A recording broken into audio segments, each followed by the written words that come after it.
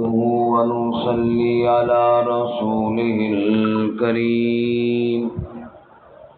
أما بعد فأعوذ بالله من الشيطان الرجيم.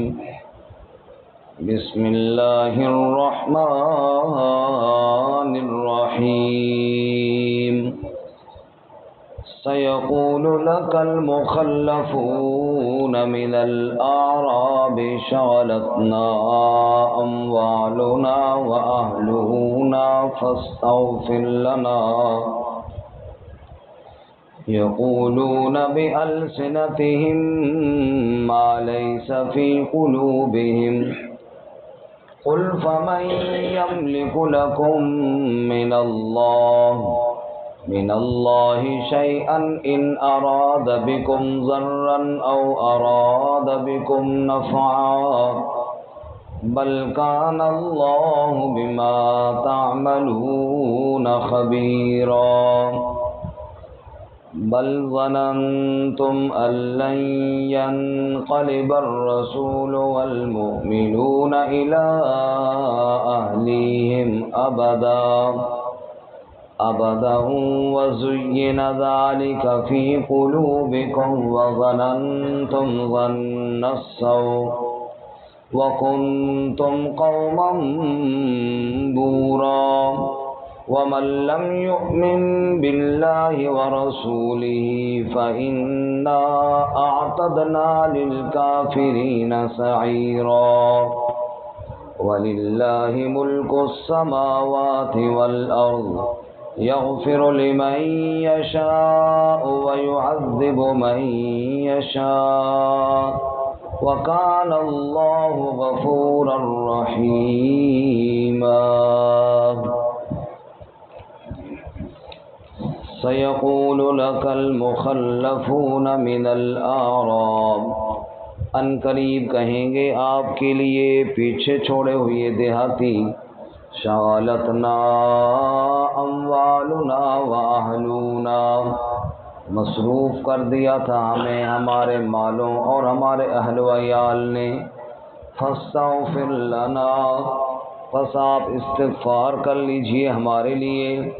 یقولون بألسنتهم ما ليس في قلوبهم، کہتے ہیں وہ اپنی زبانوں کے ساتھ جو نہیں ان کے دلوں میں. قل، آپ فرما دیجئے، فَمَن يَمْلِكُ لَكُم مِّنَ اللَّهِ شَيْئًا، پس کون مالک ہوگا تمہارے لیے اللہ سے کسی شے کا. ان اراد بکم ضرا او اراد بکم نفعا، اگر ارادہ کرے تمہارے ساتھ نقصان کا یا ارادہ کرے تمہارے ساتھ نفع کا. بل کان اللہ بما تعملون خبیرا، بلکہ اللہ تعالیٰ جو تم عمل کرتے ہو اس کے ساتھ خبر رکھنے والا ہے. بل ظننتم، بلکہ تم نے تو یہ گمان کر لیا تھا، لن ينقلب الرسول والمؤمنون، یہ کہ ہرگز لوٹ کر نہیں آئیں گے رسول صلی اللہ علیہ وسلم اور ایمان والے، الی اہلیہم ابدا، اپنے اہل کی طرف کبھی بھی. وزین ذلک فی قلوبکم، اور یہ بات زینت دے دی گئی تھی تمہارے دلوں میں. وظننتم ظن السوء، اور تم نے گمان کیا برا گمان. وکنتم قوما بورا، اور تم تھے ہلاک ہونے والی قوم. ومن لم یؤمن باللہ ورسولہ، اور جو شخص ایمان نہیں لاتا اللہ کے ساتھ اور اس کے رسول صلی اللہ علیہ وسلم کے ساتھ، فَإِنَّا أَعْتَدْنَا لِلْكَافِرِينَ سَعِيرًا، پس بے شک ہم نے تیار کیا ہے کافروں کے لیے بھڑکتی ہوئی آگ. وَلِلَّهِ مُلْكُ السَّمَاوَاتِ وَالْأَرْضِ، اور اللہ ہی کے لیے بادشاہت آسمانوں اور زمین کی. يَغْفِرُ لِمَن يَشَاءُ وَيُعَذِّبُ مَن يَشَاءُ، بخشتا ہے جس کو چاہتا ہے اور عذاب دیتا ہے جس کو چاہتا ہے. وَكَانَ اللَّهُ غَفُورًا رَحِيمًا، اور اللہ تعالیٰ بخشنے والا رحم کرنے والا ہے۔ سبحان ربک رب العزت عما یصفون وسلام علی المرسلین والحمد للہ رب العالمین۔ اللهم صل على محمد وعلى آل محمد كما صليت على إبراهيم وعلى آل إبراهيم إنك حميد مجيد۔ اللهم بارك على محمد وعلى آل محمد كما باركت على إبراهيم وعلى آل إبراهيم إنك حميد مجيد۔ معزز سامعین، سورۃ الفتح کا دوسرا رکوع آیت نمبر 11 سے لے کر 14 تک تلاوت کی ہیں۔ اللہ رب العزت ان کے مطابق صحیح بیان کی توفیق عطا فرمائے اور ہمیں قرآن و سنت پر عمل کرنے کی توفیق عطا فرمائے۔ سورۃ الفتح کے بارے میں ہم نے پڑھا کہ 6 ہجری میں جب رسول اللہ صلی اللہ علیہ وسلم عمرہ کے لیے تشریف لائے اور حدیبیہ کے مقام سے واپس ہوئے تب یہ نازل ہوئی تھی۔ اور جب رسول اللہ صلی اللہ علیہ وسلم عمرے کے لیے روانہ ہوئے تو اس وقت آپ صلی اللہ علیہ وسلم نے اگرچہ سب پر عمرہ کرنا فرض تو قرار نہیں دیا تھا، لیکن تاہم کھلا مکھلا اعلان کرایا تھا کہ اللہ کے رسول صلی اللہ علیہ وسلم مکہ مکرمہ عمرہ کے لیے جا رہے ہیں، جو شخص آنا چاہے اس کو کھلی اجازت ہے۔ تو ظاہر بات ہے کہ 6 سال ہو گئے تھے مکہ مکرمہ سے دور ہوئے، اور پھر عمرہ ہر مسلمان کو خواہش ہوتی ہے، اور پھر رسول اللہ صلی اللہ علیہ وسلم کے ساتھ کرنا ہو تو اس سے بڑھ کر اور کیا سعادت ہو سکتی ہے۔ چنانچہ اہل ایمان تو تڑپ اٹھے اور بڑی تیزی کے ساتھ تیاریوں میں لگ گئے، لیکن منافقین اس موقع پر وہ آگے پیچھے ہونے لگے اور وہ جان بچانے لگے۔ اصل وجہ یہ تھی کہ منافقین سمجھ رہے تھے کہ مکہ مکرمہ چونکہ بدر ہوئی، احد ہوئی اور ان کے ساتھ ایک مسلسل اختلاف اور جنگ کی صورت ہے، اور ہم یوں تلواریں رکھ کر احرام باندھ کر اگر ان کے پاس پہنچ جاتے ہیں تو انہوں نے تو ہمیں مار لینا ہے، تو کوئی بچے گا نہیں۔ تو مکہ مکرمہ جانا خطرے سے خالی نہیں ہے، اس لیے وہ جان بچا رہے تھے۔ جبکہ اہل ایمان تو کہہ رہے تھے کہ جب اللہ کے نبی صلی اللہ علیہ وسلم جا رہے ہیں تو معلوم ہوا اللہ تعالیٰ کی مدد ساتھ ہے۔ چنانچہ ان آیات میں ان منافقین پر رد ہے جو اس وقت اس مبارک سفر میں اللہ کے نبی صلی اللہ علیہ وسلم کے ساتھ جانے سے کتراتے تھے۔ حضور صلی اللہ علیہ وسلم جب واپس آئے تو منافقین نے کہا وہ جی ہم بالکل تیار تھے، ہم تو جانا چاہتے تھے آپ کے ساتھ، بس کوئی مصروفیت بن گئی، کوئی کاروبار کے سلسلے میں، کوئی گھر والے بیمار تھے، کوئی یہ اور وہ، اس وجہ سے نہ جا سکے۔ بہرحال آپ ہمارے لیے بخشش کی دعا کر دیں ورنہ ہم پکڑے جائیں گے۔ اللہ فرماتے ہیں یہ جو آپ کو کہہ رہے ہیں نا کہ آپ ہمارے لیے استغفار، یہ بھی اوپر سے جھوٹ بول رہے، دل سے نہیں کہہ رہے، اصل میں تو یہ اپنی جان بچانے کے چکر میں تھے اور ان کی کوئی مجبوری۔ فرمایا سَيَقُولُ لَكَ الْمُخَلَّفُونَ مِنَ الْأَعْرَابِ، ان قریب کہیں گے آپ کے لیے پیچھے چھوڑے ہوئے دیہاتی۔ یہ ان قریب کہیں گے معلوم ہوا یہ آیتیں پہلے ہی نازل ہو گئی تھی کہ آپ واپس جا رہے تھے۔ اللہ نے فرمایا جب آپ وہاں جائیں گے نا ان قریب آگے وہ آپ سے یہ معذرتیں اور بہانے کریں گے، میں اللہ آپ کو پہلے ہی بتا دیتا ہوں۔ اور ایک اور لفظ پر اگر آپ غور فرمائیں تو لفظ فرمایا المخلفون۔ مخلفون کا معنی ہے پیچھے چھوڑے ہوئے، ایک ہوتا ہے مخلفون پیچھے رہنے والے، کہ بندہ پیچھے رہ جائے بھائی میں نہیں جاتا، ایک ہے کوئی بندہ جانا چاہے اسے پیچھے چھوڑ دیا جائے۔ اللہ تعالیٰ فرماتے ہیں یہ پیچھے چھوڑے ہوئی ہیں، مطلب یہ ہے کہ جن کے دلوں میں نفاق تھا ان کو اللہ نے خود اپنے نبی کے ساتھ آنے نہیں دیا۔ بات سمجھ میں آ رہی کہ نہیں آ رہی؟ یہ پیچھے چھوڑے ہوئے ہیں، پیچھے رہے نہیں ہیں، یہ تو خوش ہو رہے نا کہ ہم نے بڑا تیر مار لیا، ہم نہیں گئے نبی صلی اللہ علیہ وسلم کے ساتھ۔ در حقیقت یہ ان کی بدبختی ہے کہ اللہ نے اپنے سچے نبی کے ساتھ ان کو جانے ہی نہیں دیا۔ اور یہ حدیبیہ کا وہ سفر تھا جس میں کوئی منافقین نہیں تھے، کیونکہ آگے آ رہا ہے یہی وہ موقع تھا جب بیعت رضوان ہوئی، اور اسی موقع پر اللہ تعالیٰ نے اعلان کیا کہ جو میرے نبی کے ساتھ تھے میں ان سب سے راضی ہو گیا۔ اس لیے منافقین کی چھانٹی تو اللہ نے پہلے ہی کر دی تھی کہ اس سفر میں کوئی منافق میرے نبی کے ساتھ نہیں جائے گا، وہی جائے گا جو مخلص صحابی ہوگا۔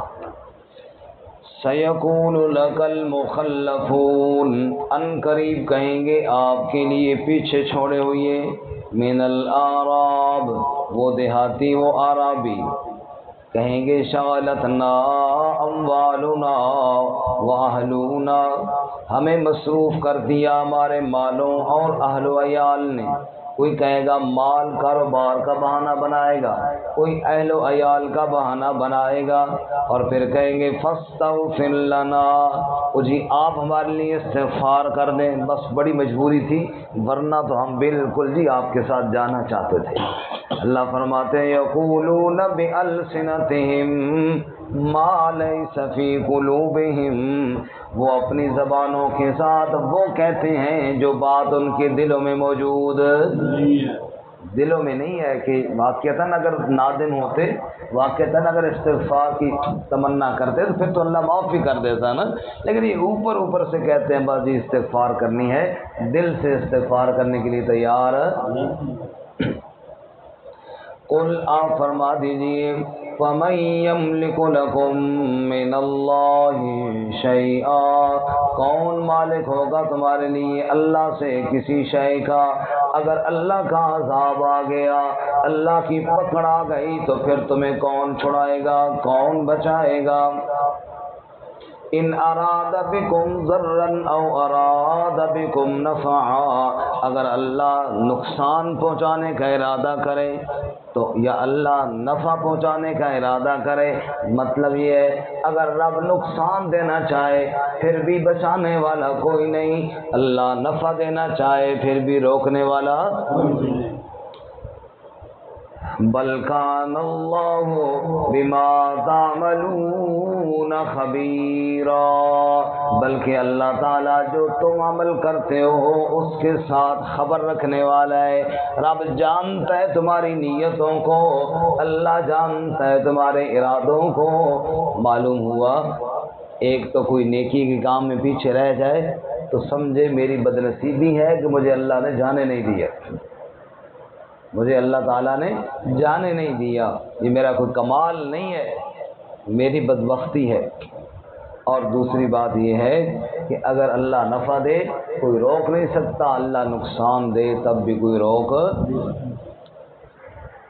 اللہ فرماتے ہیں اصل بات یہ ہے تمہاری مصروفیت کوئی نہیں تھی، بل ظننتم، بلکہ تم نے تو یہ گمان کیا أَلَّن يَنقَلِبَ الرَّسُولُ وَالْمُؤْمِنُونَ إِلَىٰ أَهْلِهِمْ أَبَدًا، کہ ہرگز رسول اللہ لوٹ کر نہیں آئیں گے۔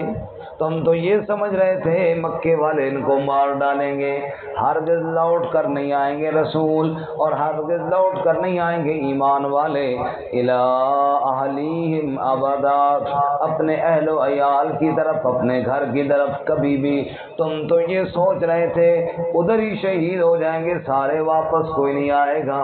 وَزُيِّنَ ذَلِكَ فِي قُلُوبِكُمْ، اور یہ بات تمہارے دلوں میں زینت پکڑ گئی تھی، سج دھج گئی تھی، پکی ہو گئی تھی، تم یہی سمجھ رہے تھے کہ یہ تو سب شہید ہو جائیں گے۔ وظننتم ظن السوء، تم نے برے گمان کر لیے تھے، تمہیں یہ پتہ نہیں تھا نبی پاک اور صحابہ اکیلے نہیں، اللہ بھی ان کے ساتھ ہے، تم یہ نہیں جانتے تھے اللہ کی مدد ان کے ساتھ ہے۔ وَكُنْتُمْ قَوْمًا بُورًا، اور تم ہلاک ہونے والی قوم ہو جو رب کے بارے میں برا گمان کرے، اس جیسا بد نصیب اور کائنات میں کوئی نہیں ہے۔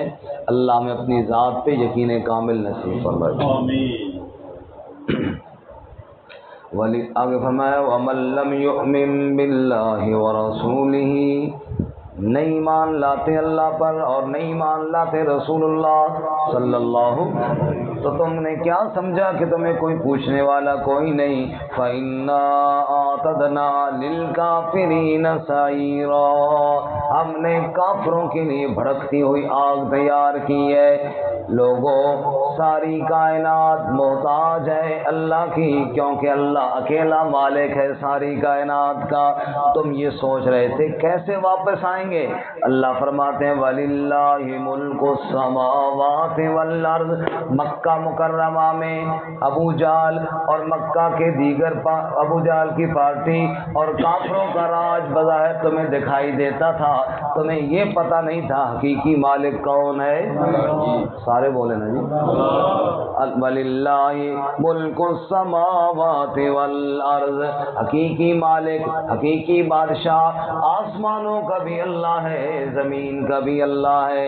یغفر لمن یشاء ویعذب من یشاء، جس کو چاہتا ہے معاف کرتا ہے اور جس کو چاہتا ہے عذاب دیتا ہے۔ اوپر اوپر سے تم دعا کروا لو گے، اللہ تو دلوں کے راز جانتا ہے، جب تک دل سے توبہ نہیں کرو گے اللہ معاف نہیں کرے گا۔ رسمی دعاؤں سے کچھ نہیں ہوتا، اصل دعا تو دل سے جب کی جائے تب بات بنتی ہے۔ رسمی دعائیں، دعا کرو جی یہ ہو جائے جی، دعا کرو جی وہ ہو جائے جی، چلو جی دعائیں ہو رہی ہیں جی، بندہ آ گیا جناب، آگے کھانے رکھ دی گئے جی، اوپر دعائیں ہو رہی ہیں جی۔ ان رسمی دعاؤں سے کچھ نہیں ہوتا، جو دل سے توبہ اور استغفار کرے گا اللہ اس کو معاف کرے گا۔ اللہ کی نظر ظاہر پر نہیں، اللہ تو دلوں کو دیکھتے ہیں۔ ان اللہ لا ينظر الى صورکم، اللہ تمہاری صورتوں کو نہیں دیکھتے، ولا الى اموالکم، تمہارے مالوں کو نہیں دیکھتے، ولکن ينظر الى قلوبکم واعمالکم، اللہ تمہارے دلوں اور تمہارے اعمال کو دیکھتے ہیں۔ جب تک بندہ مخلص نہ ہو جائے، اخلاص کے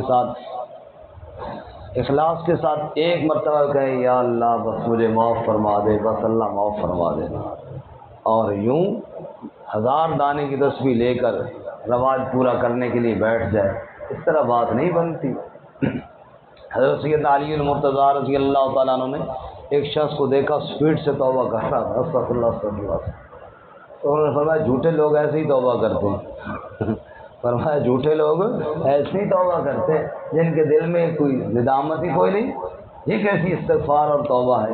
توبہ استغفار تو کہ معافی مانگنے کا نام ہے، کہ بندہ اپنے گناہوں پر شرمندہ ہو جائے، یا اللہ آئندہ نہیں کروں گا، یہ مجھ سے غلطی ہو گئی ہے، اور پھر زبان سے کہے استغفر اللہ، ایک دفعہ بھی کہے گا تو اللہ قلم پھیر دیں گے معافی۔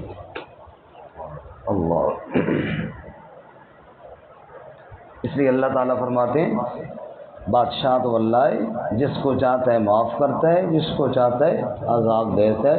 وَكَانَ اللَّهُ غَفُورًا رَحِيمًا، اور ہے اللہ غفور الرحیم، بخشنے والا، رحم کرنے والا۔ تم سچی توبہ کرو، اور جو نبی صلی اللہ علیہ وسلم سے پیچھے رہ گئے ہو اس کوتاہی پر استغفار کرو تو اللہ معاف فرما دے گا۔ آج نبی صلی اللہ علیہ وسلم سے پیچھے رہنے کا مطلب کیا ہے؟ آج پیچھے رہنے کا مطلب یہ ہے اللہ کے نبی کے لائے ہوئے دین پر بندہ عمل نہ کرے، حضور صلی اللہ علیہ وسلم کی سنت پر عمل نہ کرے، یہ ہو گیا نبی پاک سے پیچھے رہنا۔ اور اس پر پھر سچی توبہ یہ ہے کہ یا اللہ فلاں دن تو مجھ سے کوتاہی ہو گئی، اب آئندہ نہیں کروں گا، یہ ہے سچی توبہ، اور نیت کے ساتھ استغفار کر کے آئندہ حضور کی سنت کی اتباع کرنے کی کوشش کرے تو اللہ تعالیٰ معاف فرما دیں گے۔ اور زبانی طور پر یوں کہتا رہا یہ سچی توبہ نہیں ہوگی۔ اللہ ہم سب کو سچی توبہ کرنے